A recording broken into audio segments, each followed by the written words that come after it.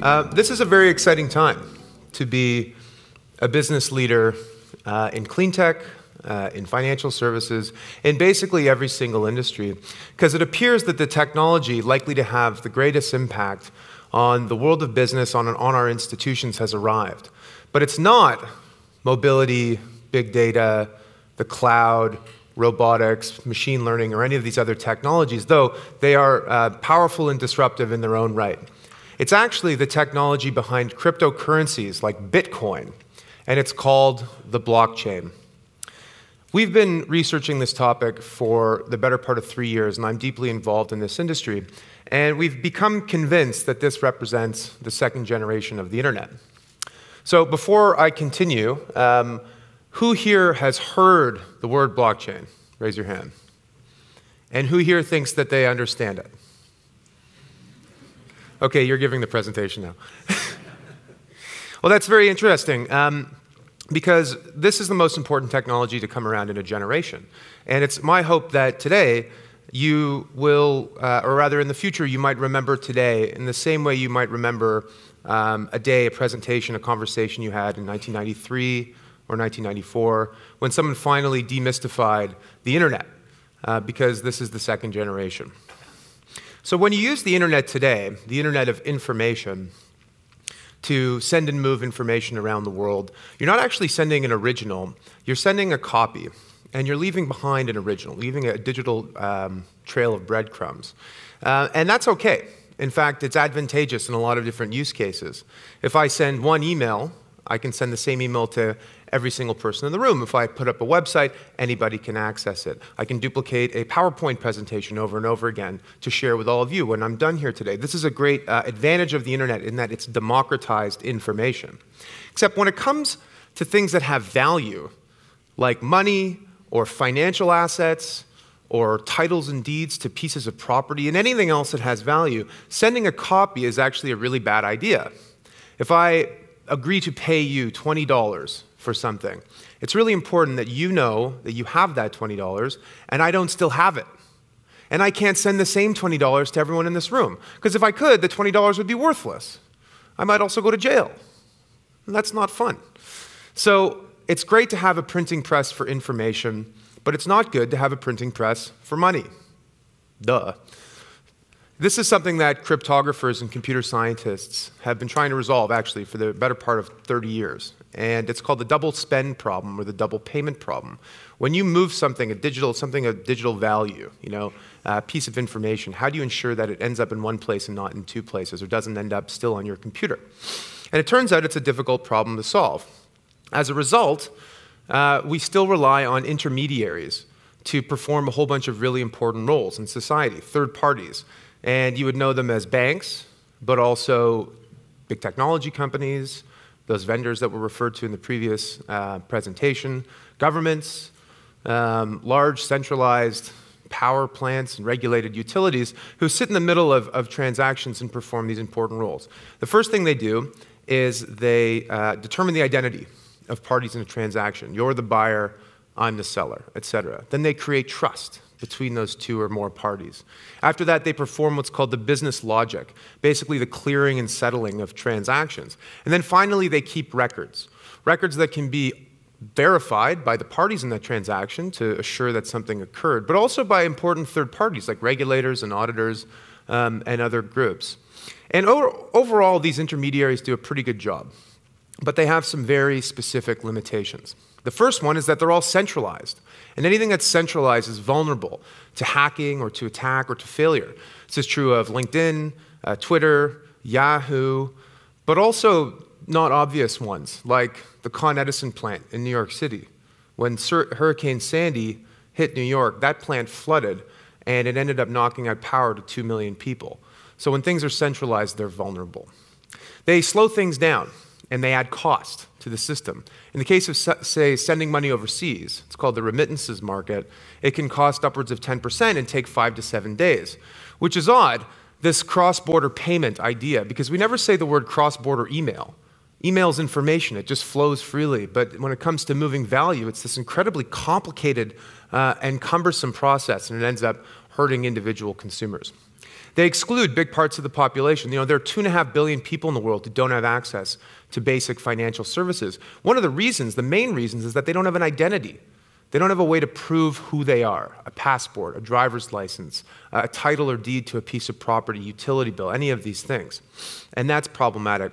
They capture data. We saw the explosion of big data, so big it didn't fit on one slide. This data is being created by all of us, but we don't own it. It's owned by these intermediaries, and that's problematic for many reasons. And then the final thing is they seem to be capturing most of the value of the digital age asymmetrically.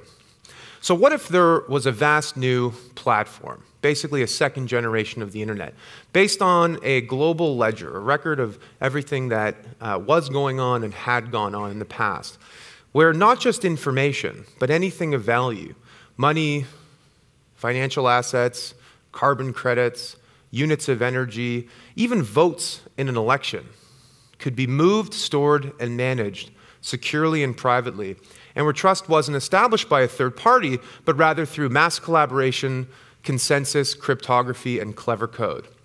Well, in 2008, the global financial system was basically on the brink of collapse, and somewhat propitiously, I guess, an anonymous person or group of persons named Satoshi Nakamoto outlined this thing called Bitcoin. Who here has heard of Bitcoin?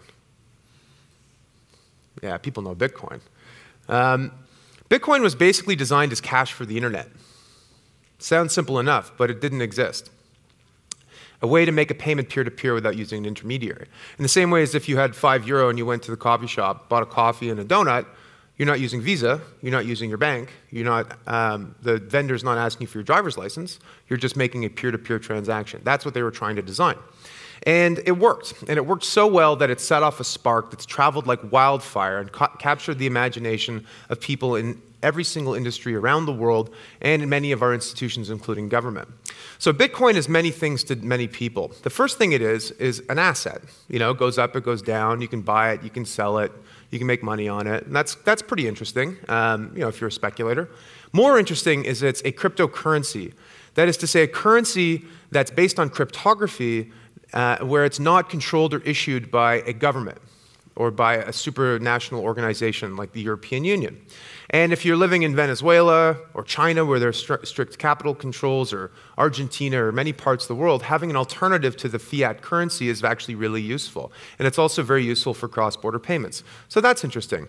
But most interestingly is it's based on this thing called the blockchain. So for the first time in human history, two or more parties need not know nor trust one another to transact or do business. Rather than intermediary establishing trust, a distributed network of participants acting in collective self-interest do it instead. It is the first native digital medium for value. And because it's based on trust, we call it the trust protocol. So how does all this stuff work? Well, as I said, it starts with this distributed ledger. Basically, the spreadsheet, not running on one bank, but running on every single computer in the world, accessible to anybody. Transactions are constantly happening on this network. And there are various types of blockchains that perform various types of roles. So this could be anything from sending $20 to trading a unit of electricity to placing a vote in an election. It's a transaction that's occurring in this network.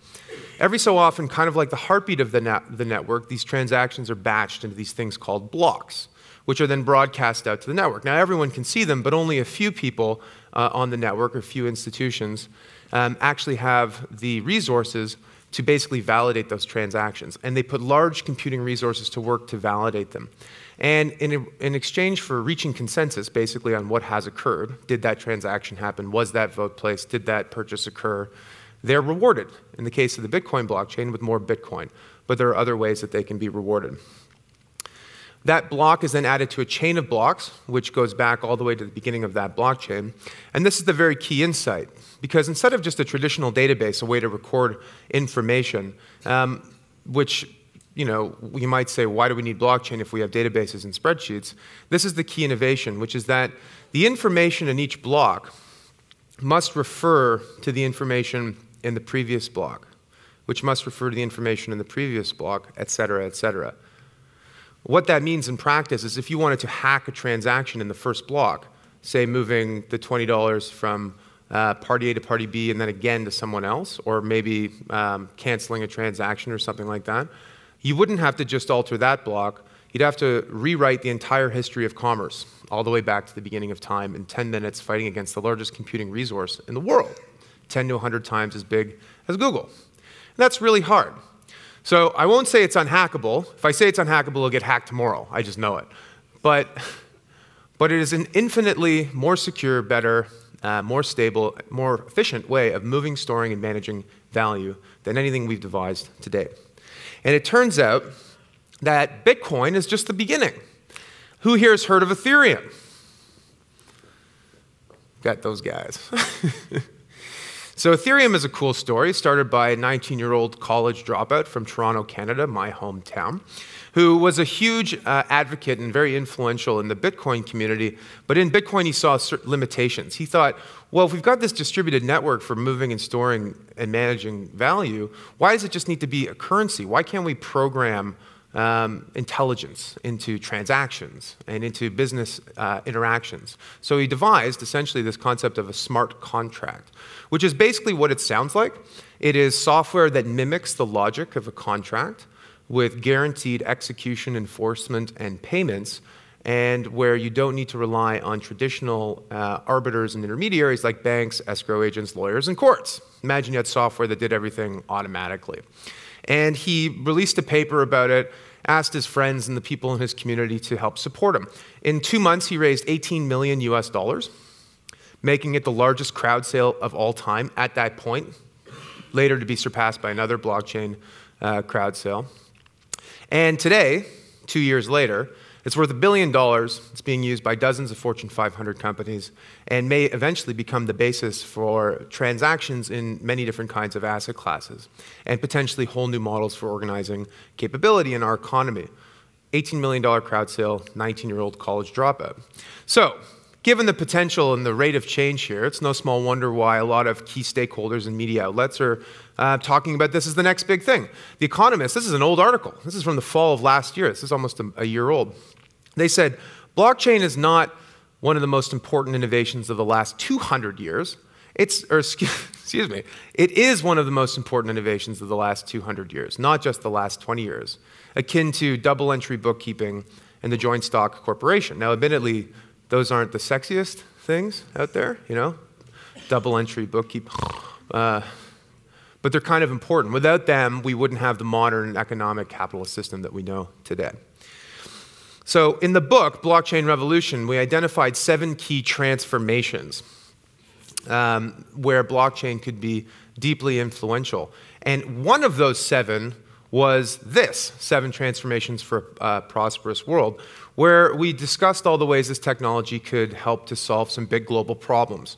Everything from bringing billions of unbanked people online to solving the problem of land titling in the developing world, where 70% of people who think they own land actually have a very flaky title to it. But today I'd like to talk to you about the impact of blockchain on business, specifically on Cleantech. So this is a world-famous economist. His name is Ronald Coase. And among other things, I'd like to know what he ate for breakfast, because he lived till he was 103. Must be all the thinking. So he outlined this basic idea. He asked a simple question. He said, why do we have firms? Why do we have companies? If the best way to organize capability in an economy is in an open market, you know, Adam Smith and classical economics, then how come everyone's not an independent contractor inside of the firm? Or they should be disaggregated, you know? Sales, marketing, manufacturing, procurement, logistics, management, et cetera, should all be bidding with each other in an open market. Wouldn't that be the most efficient way to organize capability? Why do we have companies? And he pointed to this one thing. And for explaining it, he won the Nobel Prize for economics. He said transaction costs. So long as it's cheaper to do things inside the boundaries of the firm than outside, then companies will continue to grow. So in the early days of capitalism, transaction costs of every kind, all of these, were very high. So Henry Ford and the Ford Motor Company and all the other early industrialists understood this implicitly, which is why the Ford Motor Company didn't just make cars. They had a steel plant. they had mines, they had timber mills, they had an entire community in Brazil called Fordlandia that just harvested rubber. It was cheaper to keep everything inside of the firm than outside of the firm. And that's the model of the industrial age corporation, and it remained unchanged for many decades. The internet, the first generation of the internet, helped to change that a little bit. It became easier to communicate across long distances, to collaborate and partner between businesses. And so firms began to unbundle a little bit. In the 90s, the mantra was focus on what you do best, outsource the rest, which eventually led to the business web, where companies realized that most of the capability, most of the expertise to get something done probably weren't in the four walls of the firm. They were probably out there somewhere. So the best way to do that was to partner with other organizations and individuals who had insight and expertise beyond what you might have had. But if you look at the firm today, I actually don't think it looks that much different than companies did 20 years ago. I mean, really. And the reason, I think, is because the most important transaction costs are not search. They're not communication. They're actually the cost of contracting, the cost of establishing trust, and the cost of negotiating and enforcing contracts. I don't think any of those things have really been transformed in any way by technology. We still rely on intermediaries to perform every single one of those roles. But blockchain can automate that. Smart contracts, as one small example, could help reduce the cost of contracting, reduce the cost and the friction inside organizations. So we could lead to whole new models of organizing value. In the book, we outline this 4 quadrants. So you've got smart contracts. It's basically just a mechanism to allocate value in a predetermined way based on a set of algorithms instead of having to use people. Autonomous agents, unrelated to blockchain, would be the advances in machine learning and AI, which are making many tasks capable by robots and computer simulations rather than people. And we decided that if you were to take smart contracts with autonomous agents, you would get distributed autonomous enterprises, which is basically a company that doesn't really look like a company. It is a collection of people and a collection of software loosely configured in a way where they were performing many of the same roles as a firm. And at the time, we thought that was kind of far out when we put it in the book. We thought that was a little bit, like people might think we were smoking dope. But the day the book launched, this thing called the Distributed Autonomous Organization came into existence. And it was a radically new business model, never really before seen at any scale. And it didn't have any management, and it didn't have a home office or any assets. It actually didn't have any people. It was just a collection of smart contracts designed to make investments in the blockchain industry. And if you bought tokens in this thing, you would get a say in what investments were made. And in the course of 6 weeks, it raised $169 million US, which is the largest crowd sale, if you could even call it that, of all time, like by an order of magnitude, 10 times as big as the last one, which happened to be Ethereum, another blockchain company. So this is a whole new model for how firms can raise money by tapping into the vast wealth of the crowds and doing so in a peer-to-peer way. Let's talk about some of these business models. So we all know about Uber and Airbnb and Lyft and TaskRabbit and these kinds of companies. They're part of the so-called sharing economy. It's a nice notion that we're all sharing together and building value, but it's not true. These companies are not successful because they share. They're successful because they don't share. They aggregate. They aggregate excess capacity through a centralized intermediary, a company, and then they sell it to a willing market, in the process capturing nearly all of the value. Now, they capture 20% of the fee, but the $65 billion that Uber is worth is not shared amongst drivers or passengers. It is owned by the people who own the corporation. So how could blockchain possibly impact these kinds of companies? And what does this mean for Cleantech? Well, if you think about what Uber really does, I think it, broadly speaking, performs 5 roles. The first thing it does is identity. You look at your phone. Has everyone used Uber here, by the way? Who? Okay. It's a different conversation in San Francisco. Is that $250 million of revenue in San Fran? 150. Jeez, that's a lot. So Uber does identity. When you get into an Uber, you look at your phone, you see your driver John, and John's in a Hyundai. And John sees you, Alex, standing on the corner. Identity. The second thing is reputation. John's got a 4 out of 5 or a 5 out of 5 or 4.5 out of 5 star rating, and I do too. He knows whether or not I'm a obnoxious, jerk when I get in the car, or whether or not I always, keep my mouth shut and be polite. So it does reputation, it does identity. The third thing it does is contracting. Actually, when you get into an Uber and you get taken to where you want to go, you're actually entering into a little contract that Uber's enforcing. If that car doesn't come and pick you up, you don't pay. And you're not negotiating with the driver in real time. Someone else is already arbitrating that transaction. They're contracting. Then it does payments. It's integrated with Apple Pay and Visa and your bank and all these kinds of things to make the payment process completely seamless. And the final thing it does is lots of really cool technology. It does autonomous vehicles and Uber Pool and this kind of stuff. The first 4, identity, reputation, payments, and contracting, can all be radically flattened by this technology. So you could have a driver-owned cooperative where everyone pitches in, a few $100s, 100th the cost of a medallion in most cities for a taxi license, to build this kind of a system where the cars and the drivers are their own economic agents. And they're the ones that are contracting and negotiating in real time using blockchain technology. So the fares almost certainly wouldn't be 20%, or rather the cut wouldn't be 20% to Uber. It would be something significantly less. And that means a big threat.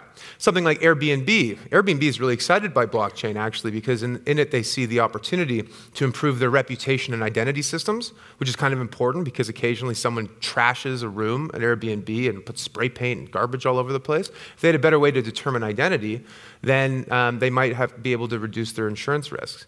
But the question is, couldn't someone else just do it better using this technology and completely put them out of business? Governments are not really prepared for the sharing economy model companies or what's to come next, which is blockchain sharing economy company models. In Toronto, my hometown, they're debating whether or not to build out a light rail train system at $500 million a kilometer. Don't they know that in 7 or 8 years, all cars, or at least all new cars that come off the line will have some autonomous vehicle functionality, and that a lot of people probably won't own vehicles, they'll be owned in a commons, and that with this technology, they'll all be driving themselves around, executing transactions in real time? Why on earth do you need an LRT system? What does it mean for the police department? Most of the police budget is spent on enforcing parking violations and speeding violations. Well, if every car is self-driving and nobody's parking because they're being driven around, then you don't actually need that. It frees up resources. Nobody's really thinking about these solutions, certainly not where I come from. Things might be different around here. So, number 2, the rights creators. The music industry, and this has something to do with Cleantech too. The music industry. Artists have never really had a good deal since the days of Medici. They've always served at somebody else's pleasure. And this was certainly true during the record label era, which started in earnest in the 20s and was extremely powerful throughout the 20th century. Where if you were an artist, you'd sign with the label and you'd get a small cut of the action. Just go back to that for a second. And these labels became very, very powerful. The internet came along and it was supposed to solve this problem. It was supposed to remove the intermediary and allow artists to distribute directly to their fans. You didn't need a physical medium like a CD or an LP. You could just sell it online. Except the only problem is the internet took something that was an asset that had value and turned it into information. It put it through the printing press. And when it put it through the printing press, all of a sudden it became worthless. You could basically duplicate music over and over again. So a whole new set of intermediaries stepped in to try and solve the problem. Apple Music, Spotify, in film and TV, Netflix, streaming services. Except things are really bad for artists. In the 80s, if you wrote a hit single and it sold 1 million copies, you could expect to make $45,000. Today, that same song gets 1 million streams on Spotify. You know how much you make? $36. $45,000 to $36. So the system is broken, and artists are fed up. What does blockchain have to do with this? This is Imogen Heap. She's a British singer-songwriter who is using this technology to reinvent the music industry. Songs are already digital, so what else could they do? Well, instead of just being music, couldn't they also have intelligence built into them? Couldn't they have smart contracts that delineate what the licensing arrangement and what the royalty arrangement is? Different amounts are paid to the creators of content depending on how they're consumed, for radio, for streaming, for sampling, for YouTube videos, etc. And couldn't you also delineate clearly who owns what? Songwriter 40%, guitar soloist 20%, producer 10, etc. And couldn't you develop a system where every time a song was consumed, regardless of how it was consumed, it executed a payment that ensured that artists got compensated first? Well, this is what Imogen Heap is working on. It's a way to turn a song into a business so that artists who are terrible business people, the worst, don't have to go chasing down royalty payments. Right now, it takes about 12 to 18 months for royalty payment to make it into an artist's bank account. My father-in-law, he's a composer. I know this firsthand. Imagine if it happened in a second. And imagine if someone sampled music and put it onto YouTube that artificial intelligence could pick up the melody and pick up the lyrics and know that it was that song and then execute that contract anyway.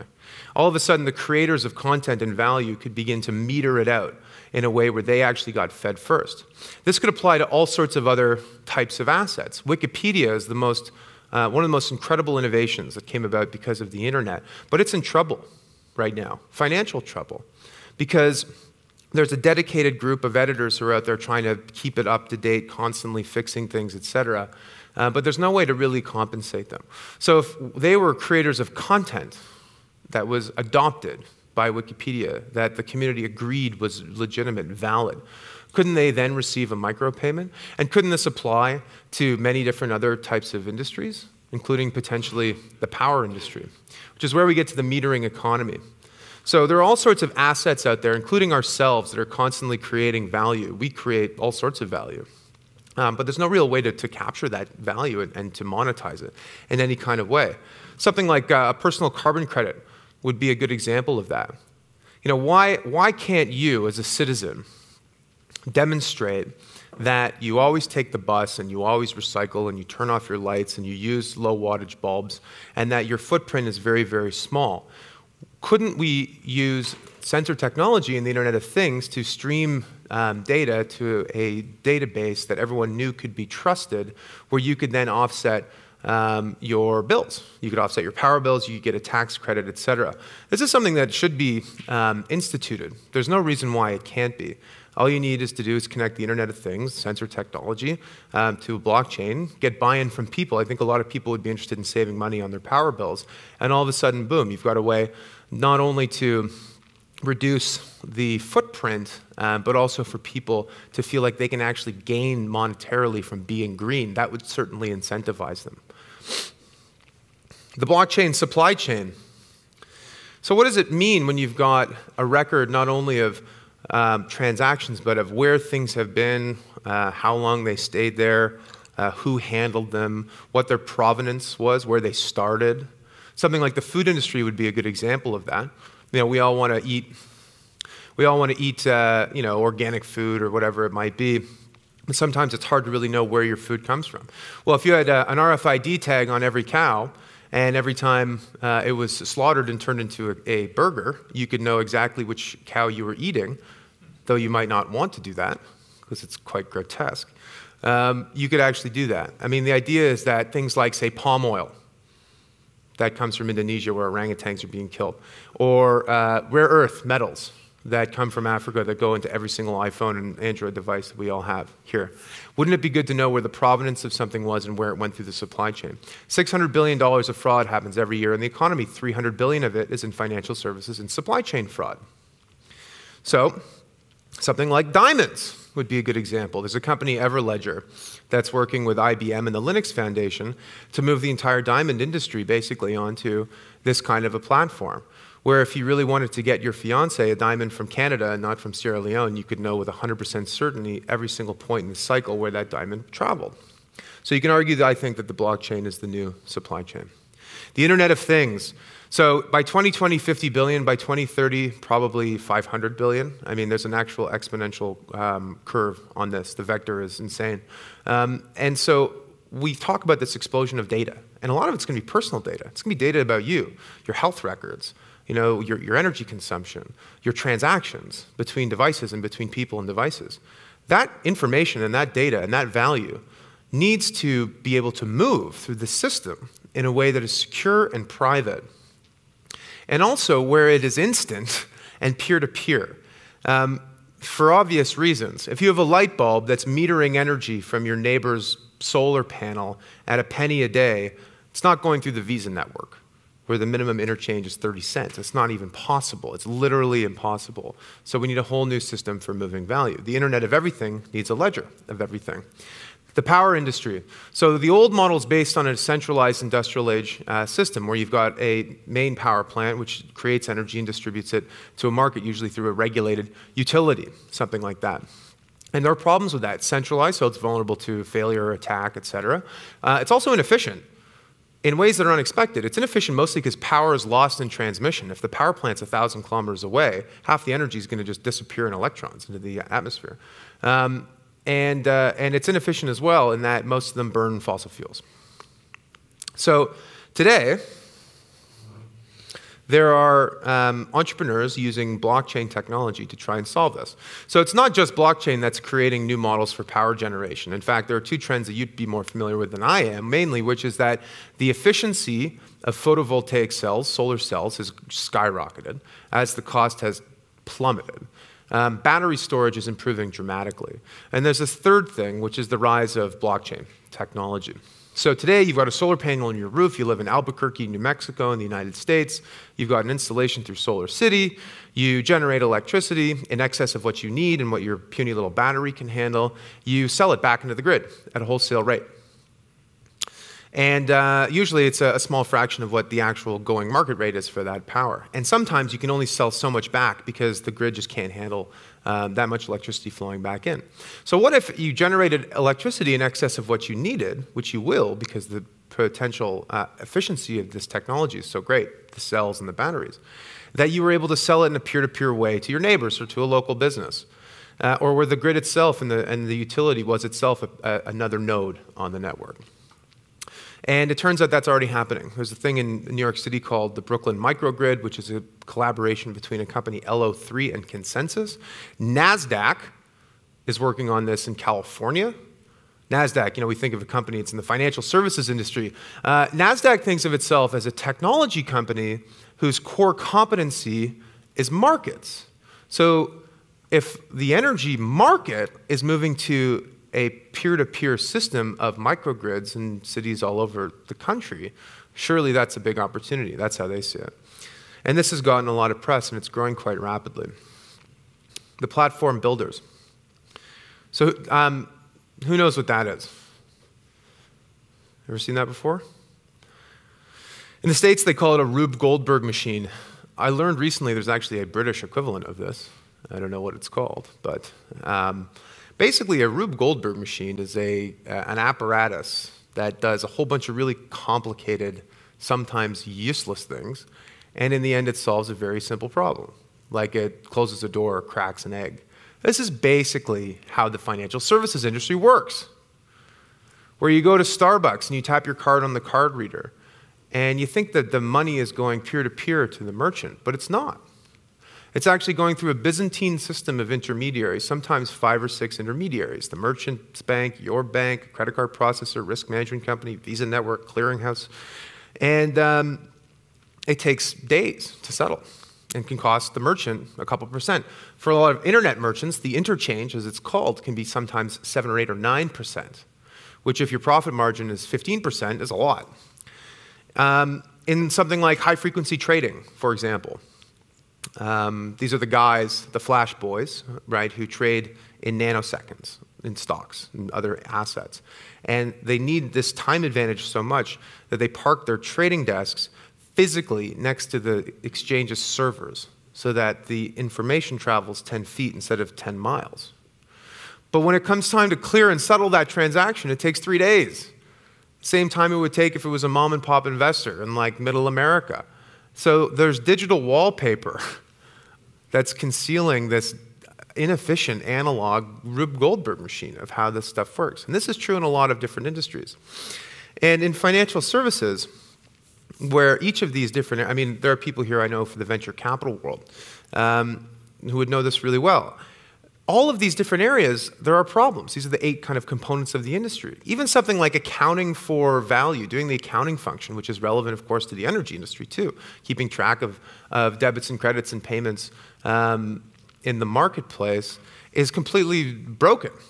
You know, we do accounting, we reconcile records with the phases of the moon every 3 months, every quarter. How come we can't do that in real time? How come every time you enter a transaction, it doesn't just record a debit and a credit, it also records a third entry, which is time-stamped, and a ledger that anybody who's important stakeholders, say the shareholders or the regulator, can see in real time. Cut back on accounting fraud, it would cut back on human error, and it would enable whole new types of business models that current accounting methods basically prohibit. So somebody sent me an article about this, and I knew I was going to be talking to you today. So the Luxembourg Green Exchange just basically went into business, I guess, about a week and a half ago. You know, the first marketplace for financial assets that are explicitly green. They go towards funding a project that will advance clean tech, basically. And it's a great idea, and it's something that whoever created it and whoever is involved with this should think about how blockchain plays into that. So why do you need an intermediary with market hours that it convenes buyers and sellers of assets of any kind, whether it's power or stocks or bonds in clean tech projects? How come this can't happen in a distributed, disaggregated way where we all have value on our devices, whatever those might be, and we can trade and buy and sell that in real time? So whoever wants to reinvent the financial services industry, there's a $10 trillion opportunity. Linux is giving it a shot. Linux is the open source foundation started by Linus Torvald, who developed, is he Finnish? Oh, yeah. One of the great heroes of the internet, seriously, developed the Linux Foundation. The technology goes into all of the operating systems in the world, actually. People think it's just Android, but it's not. Like half of iOS, Apple, which is supposed to be super proprietary, is actually based off the Linux kernel. It's actually incredible. So they know what they're doing when it comes to building big global resources that are used by everyone. Maybe they're the ones to make it happen, not just for finance, but for other areas. And the final one is bigger, better data. Let's talk about fracking. Not oil fracking, though, data fracking. So there's been this creation of a whole new asset class over the past 25 years. And it's the most important asset class of the digital age. It's called data. It's as important to this economy as industrial plant and equipment was in the industrial age, or land was in the agrarian age. Except there's a funny thing about this big, incredible new asset class. We all create it, me and you and everyone here, and everyone in the world. We don't own it. We don't control it. It's owned and controlled by your bank, by your government, by Facebook, by Apple, by Uber, by other intermediaries that sit in the middle, establish trust, process payments, keep records, etc. And it turns out that there's a virtual you out there. That's the virtual me with a huge head. And the virtual you knows more about you than you know about you. You don't know exactly what you bought, where you went, what you said, what you did 1 year ago today to this day, but the virtual you does. And I can tell you with the IoT and sensor technology, the virtual you will really know. It'll know what your heart rate was, whether you had a bead of sweat going down your brow, you know, et cetera.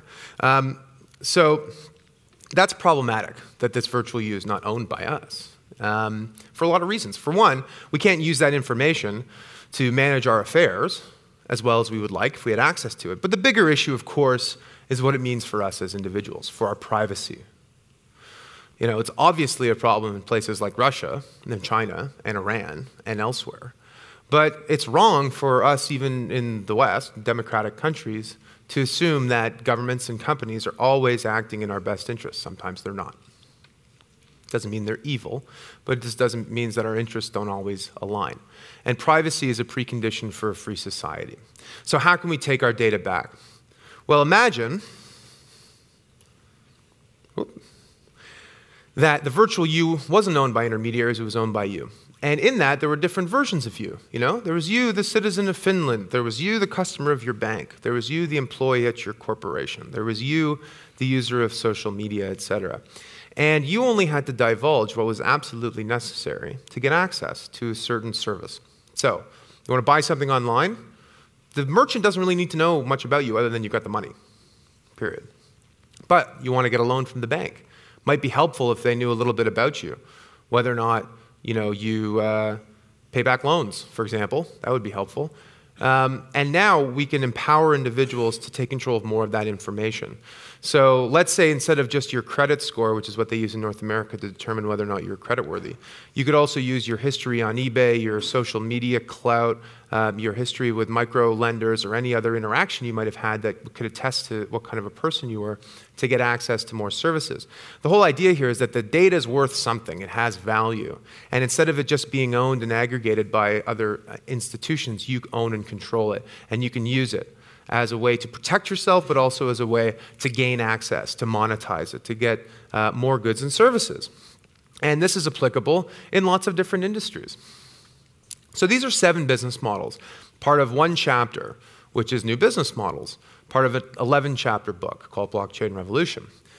And it's a very exciting time to be a business leader, as I said. But it's also a perilous time in the world, I think.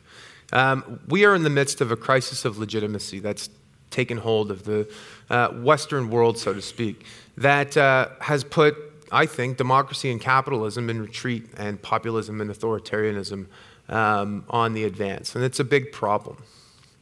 And it's a problem, I think, largely because a lot of people believe government doesn't act in their best interests, that they're corrupted, that they're illegitimate in some way. Places like the United States, they have reason to think that.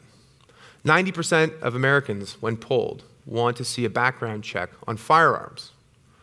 Congress cannot pass a bill that reflects the will of the people.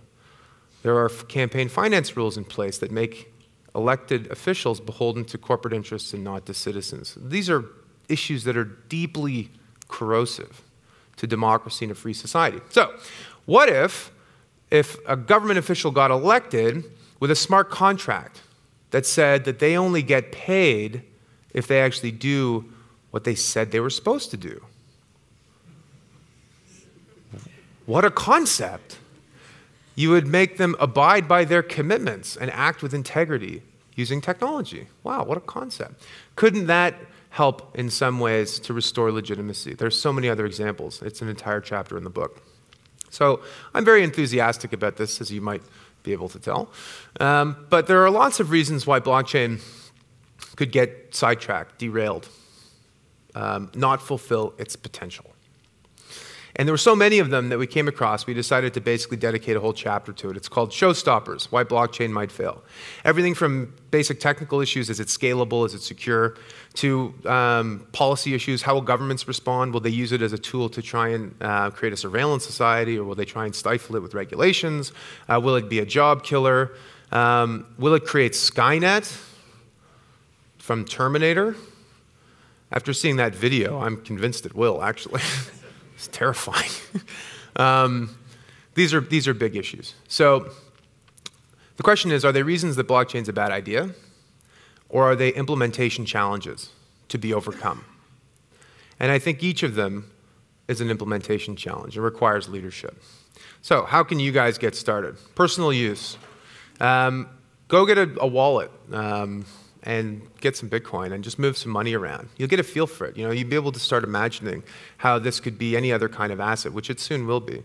Carbon credits, units of power, shares in companies, all this kind of stuff. It's a new world we're living in. It's peer-to-peer and it's decentralized. The best way to understand it is personal use. Education.